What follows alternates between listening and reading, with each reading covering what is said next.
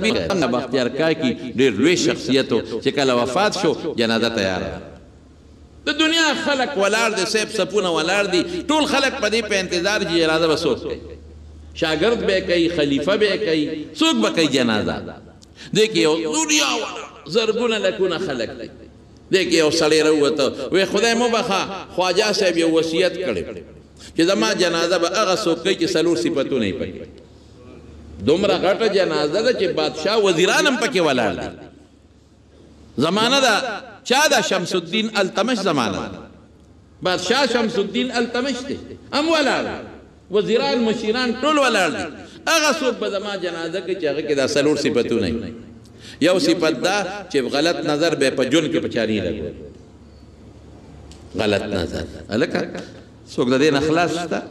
یو دا چې غیر اختیاري ولګي په انسان هغه معاف دی لومبی نظر غیر اختیاري لومبی نظر قصدن نه ګوري غیر اختیاري لومبی نظر ولګي نو هغه معاف دی خو بیا به پسې میشواله نه کې دوباره به نه ګوري خیر دا د ګناه ولا نظر نمبر 1 نمبر 2 چې دویم صفت پکې دي چې تهجد یې چته نه پرې هلکه خلق خو کوي خو کله دې پاتې شي دریم صفت دا چې د مازدیګر نه مخکې دا څلور رکعاته نفل په جون کې نه پرېښی او څلورم دا چې په جون کې تکبیر اولا تی نه پاتې شوی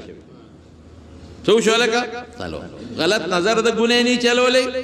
څلور رکعاته د مازدیګر نه مخکې دا نفل یې همیشه کړي تهجد یې کړي تکبیر اولا یې نه پرېښی بس ټول خلق په شک کې پرېوتل عالمان نیکان صالحان چې خدای مونږ خو تهجد کوو خو کله کله خو رانه پاتې شوي کله نظر هم رانه غلط لګېدلی کله مازدیګر نه مخکې ناوخته شوي دي هم پاتې دي او کله رانه څه ورته تکبیر اولی هم پاتې دي هېڅوک چې راونه وتل جنازه تیاره وي خدای مو بخښه که څوک وي داسې روځی یو سړی راووت سر یې پټ